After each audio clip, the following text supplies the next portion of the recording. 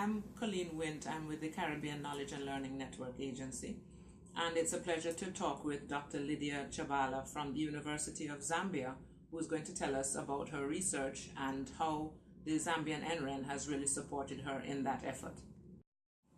My research is in soil environmental modeling for digital soil mapping. That's the work that I was working on.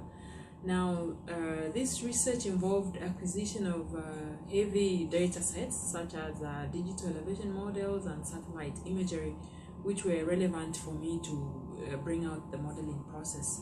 Now, because of the high internet services that are available, it was easy for me to download these images, and I could download many of them and check until I found which ones were suitable for my work.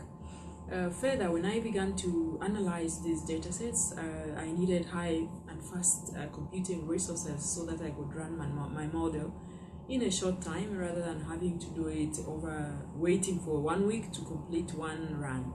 But because of the high internet, high-speed resources, it is easier to run, analyze these images in a relatively short time and can check how different parameters have an effect on a model.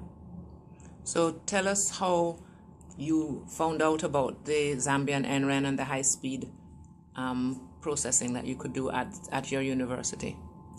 Well, I initially, because I was facing so many roadblocks on how to actually, first of all, acquire the data, I started looking around as where it was possible for me to find this kind of internet, because usually I would have to buy bundles. Then eventually I met the CEO for Zamren, and he introduced me to the network, the Zambian NREN, and I even went to visit their services and see, and then through that then I was able to use the resources.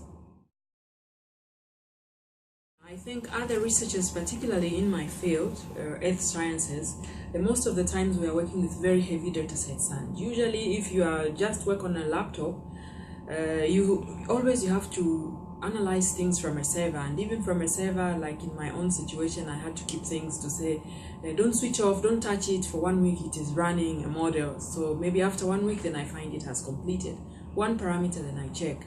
Now, other researchers who are doing this kind of work with this high bandwidth, it's easy to run such processes in a short time.